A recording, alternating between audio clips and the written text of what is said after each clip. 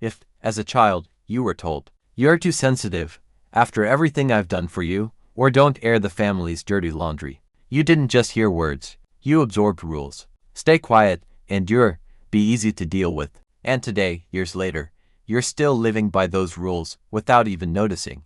You apologize for taking up space in a conversation. You feel guilty when you rest. You're afraid of disappointing people you don't even love. In a few minutes, I'll break down 7 phrases that shaped how you still see yourself today. And if at least 3 of them resonate with you, stay until the end. Because the last phrase, the one almost no one talks about, explains everything else. Picture an ordinary evening. You're 10 years old. You're crying over something that seems trivial to adults. A broken toy, a fight with a friend, fear of the dark. And instead of comfort, you hear, "Stop it, this isn't a theater." Or just silence, heavy, cold, lasting for hours. You don't understand what's happening. You just feel, something is wrong with me. If my emotions cause irritation, then the problem must be me. That's how the programming begins, the kind that will run your life for decades. Psychologists call this parental emotional immaturity. When an adult physically cares for a child but can't tolerate the child's feelings, not because they don't love them, but because no one ever taught them what to do with emotions, their own or anyone else's. Let's go through these phrases one by one. First, "You're too sensitive." This isn't an observation, it's a verdict. The child hears, "My reaction is a problem, not a signal." And instead of learning to understand their emotions, they learn to hide them. As an adult, this looks like, you apologize when you're hurt. You say "I'm fine" when you're not. You're afraid of seeming too much. Second, "After everything I've done for you." This isn't care, it's an IOU. The child is taught that love has a price, one they must repay with gratitude, obedience, guilt. As an adult, this person can't accept care without feeling they now owe something in return. Third, "Don't air the family's dirty laundry." This phrase teaches you to stay silent about pain. No matter what's happening inside the family, everything must look perfect from the outside. The child learns, "My truth is dangerous if it's inconvenient for others." As an adult, this turns into an inability to ask for help, even when things are genuinely hard. Fourth, "Look at your brother, sister, and you." A comparison that builds in you the sense that love must be earned by competing. You're never just yourself, only a version of yourself that's worse than someone else. This creates chronic perfectionism and an inability to simply rest without evaluating yourself. Fifth, "You have to understand, I'm the adult, it's harder for me." Here the roles reverse. The child becomes the emotional support for the parent. They learn to take care of adults' feelings before their own.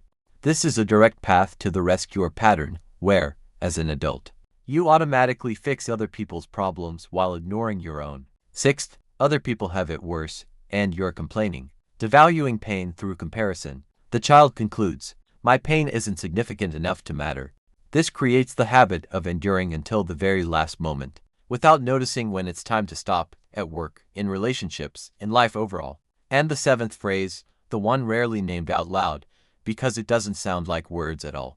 It sounds like silence. 7th, silence instead of a response. Not yelling, not punishment, just being ignored. You say something important, and the answer is emptiness. This may be the most damaging of them all, because the child can't even name what's happening. There's no phrase to hold onto, only a feeling. It's as if I don't exist. This creates what psychologists call an anxious attachment style, a constant inner question of "Am I important enough to you?" which later carries over into every close relationship in adult life. Here's what all 7 phrases have in common. None of them were meant to hurt you on purpose. Most of the time, parents were repeating what they once heard themselves. This isn't an excuse, it's an explanation. Because as long as you only see an angry or cold parent, you stay stuck in resentment. But once you see the pattern being passed down, you get a choice. Continue it, or stop it.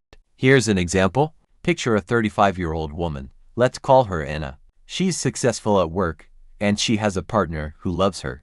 But every time her partner says we need to talk, something inside her tightens, as if she's already guilty, without knowing of what. She can't explain it rationally, but trace it back, and there it is. A childhood where any serious conversation with her parents meant punishment. Her nervous system is simply doing what it was trained to do, bracing for pain in advance. This isn't a character flaw. It's an adaptation that was once necessary to survive in that environment, and one that keeps running even where the danger is long gone. And here's the twist worth saying directly. Understanding these phrases isn't the finish line, it's only the beginning. Many people, recognizing themselves in this video, stop at the stage of "now I understand why I'm like this." And they stay stuck there for years, explaining away every avoidance, every fear, every relationship difficulty through their trauma. The real work doesn't start with understanding the cause, it starts with a small, uncomfortable action against the old pattern. Not apologizing when you're not at fault, letting yourself rest without guilt, saying "this doesn't work for me" without explaining why. Every such action isn't a fight against the past. It's proof to your nervous system that the world today isn't the one it used to be. You don't have to cut off your parents to heal, but you owe it to yourself to notice which of these 7 phrases still echo in your head when you make decisions. Because as long as they play unconsciously, they run you. But the moment you name them, they lose part of their power. If at least 3 of these 7 phrases hit close to home, write in the comments which one hurt the most. Sometimes just seeing that you're not alone is already the first step.